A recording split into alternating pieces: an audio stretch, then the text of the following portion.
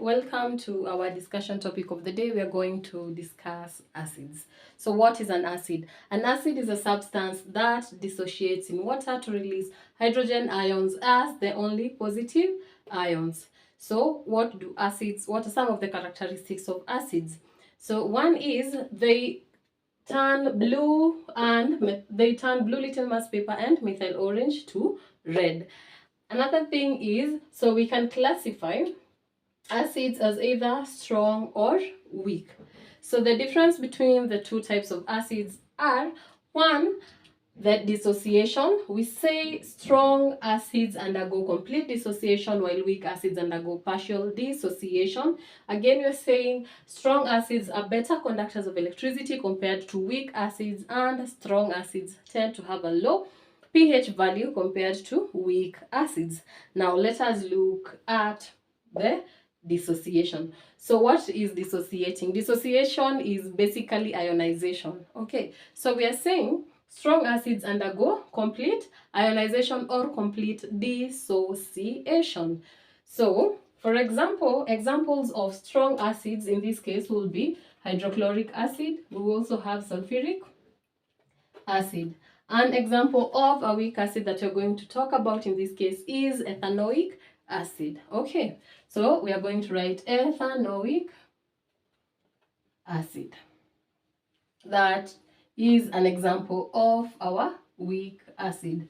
So what are we talking about when we're saying they undergo complete and partial dissociation? So if you're talking about an acid like hydrochloric acid, so hydrochloric acid is going to dissociate in water. Remember, it is aqueous in nature. Okay, so it is going to dissociate in water to give you, it's going to undergo complete dissociation to give you what? Hydrogen ions, and it's going to dissociate to produce hydrogen ions and the chloride what? The chloride ions. So sulfuric acid, on the other hand, is going to undergo also complete dissociation to get you the same thing, which is your hydrogen ions and your sulfate ions. Okay, when you're talking about your ethanoic acid is in turn going to also dissociate in water, but it's going to have what? Incomplete or partial dissociation. So let us write. So here we are talking about CH.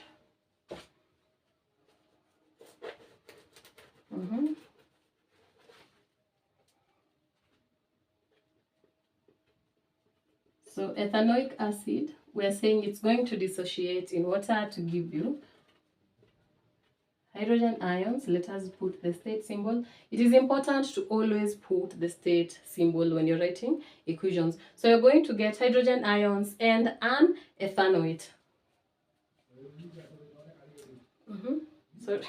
And an ethanoate. So hydrogen ions plus your ethanoate, CH3C. Like that. Cool. This is what? Aqueous. This is what you're calling an ethanoate. Okay, so it dissociates in water to give you hydrogen ions and an ethanoate. So what causes the complete dissociation and partial dissociation in the different acids? So we say complete dissociation occurs due to the high deflection that occurs when an acid is kept in a galvanometer. So what is a galvanometer? So galvanometer is an instrument that is used to detect and measure the electric currents. Okay, so you can say galvanometer, or you can also use something that you call a voltmeter. So the complete dissociation, again, we have said, is due to the greater deflection that occurs in a galvanometer. The greater deflection that occurs when the strong acids are kept in a galvanometer. Now, let us look at the characteristics of these acids. So the chemical characteristics or properties of these acids are, one, we say, let me write here the properties. So properties and characteristics are the same. Okay, so we say chemical properties. So the first one is when acids react with metals, you tend to form something that is called a salt and a hydrogen gas. You form salt and hydrogen gas. Now, let us take an example. We can talk about a metal like magnesium. We're going to do only one example. So, for example, if it is magnesium reacting with your hydrochloric acid in this case, you're going to form what? You're going to form your salt, which is magnesium chloride plus hydrogen gas. Okay. Now, when you react the same metal with your ethanoic acid, you're going to form magnesium ethanoate. You're going to form the same thing as salt and hydrogen gas. You're going to form magnesium ethanoate and hydrogen gas. So let us write here. So that is it. So maybe we can still write here, or maybe let us just come and put it here on this other side. So you say your magnesium, react it with your ethanoic acid. You're going to form your magnesium ethanoate and hydrogen gas. H3. Yeah.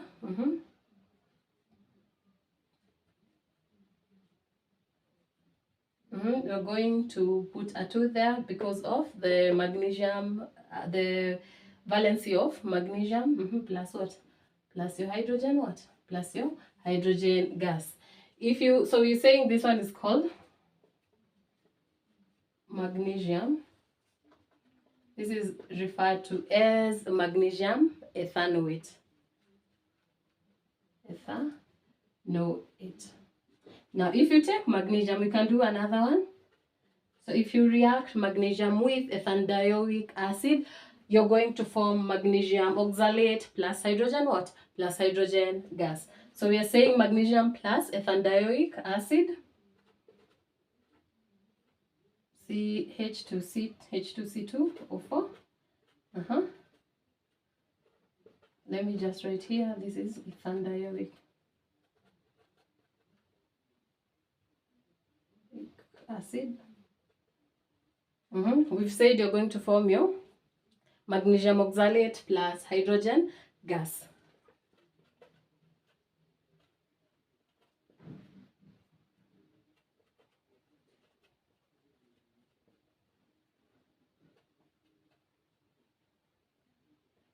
Plus your hydrogen gas. So those are some of the reactions that acids, those are some of the properties of acids. Another one will be the reaction between an acid. The other one would be the reaction between your acid and carbonate. So when an acid and a carbonate react, you form, so we are writing here, let's write acid plus carbonate. So to say when an acid and a carbonate react, you form salt, water, and carbon dioxide because of the presence. So the carbonate is going, where you're having a carbonate reacting, you always are going to have the emission of your carbon dioxide gas. So we are going to say here, instead you're going to form your salt. So we write here salt plus, we've said, carbon dioxide. Let me just write CO2. CO2 is the same as, or it's the symbol of carbon dioxide. And what? And finally, water. Another reaction that we're going to talk about is the reaction between an acid and a metal oxide. So we have the acid plus the metal oxide here. Okay, so we say when an acid reacts with a metal oxide, you tend to form a salt plus what? Plus water. We said metal oxides are basic. They tend to have a basic nature or characteristic. That is why it is giving us salt and water, which is what we call like a neutralization reaction. Okay, so maybe we can do one example. So for example, when you have an example of a metal oxide will be like copper 2 oxide. So when you react your acid, which is hydrochloric acid, with your copper 2 oxide, I hope you can see down there. So copper 2 oxide and an acid, we are going to form your salt. Your salt is going to be what? Your salt is going to be copper 2 chloride plus water. Copper chloride plus water. Plus H2O. That is the liquid. And here you're going to have that. So that is, or those are some of the reactions. Now, what do we need to know or in general, what do we need to know? We need to know that the more the hydrogen ions present in an acidic solution, the stronger the acid. So strong acids have more hydrogen ions in them compared to what? Weak acids. Or the number of hydrogen ions in an acid determines its strength and weakness. So that is all about acids. If you want to learn more about bases, which is the next thing that you're going to do, kindly check the videos below and you're going to understand more. Till next time, bye and thank you. I hope you've understood.